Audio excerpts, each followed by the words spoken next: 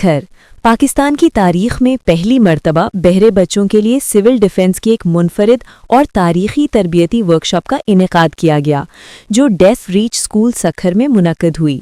Workshop की निगरानी additional controller civil defence Amiruddin Abbasi ने की, जबकि स्कूल के प्रिंसिपल वाहिद बख्श खंड ने मेज़बानी के फ़राइज़ अंजाम दिए।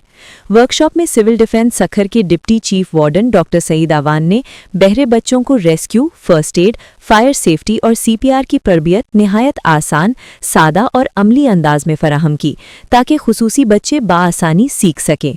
तरबियत के दौरान बच्चों को बुनियादी हिफाजती उसूलों के साथ साथ अमली मिसालों के जरिए ये भी बताया गया कि किसी भी हंगामी सूरत हाल में खुद को महफूज रखने के साथ दूसरों की मदद कैसे की जा सकती है। इस मौके पर मेहमान खुसूसी हाजी मोहम्मद जावेद मेमन, सदर स्मॉल ट्रेडर्स सखर ने खिताब करते हुए कहा कि ये तरबियती वर्कशॉप महज एक तालीमी सरगर्मी नहीं बल्कि एक कौमी खिदमत है। उनका कहना था कि बहरे बच्चे भी मुआशरे का कीमती सरमाया है और उन्हें जिंदगी बचाने वाली तरबियत देना वक्त की अहम ज़रूरत है। उन्होंने सिविल डिफेंस सखर के इस इक़दाम को तारीख साज करार देते हुए मुतालबा किया कि ऐसी तरबियत सिंध भर के खुसूसी बच्चों के इदारों तक फैलाई जाए।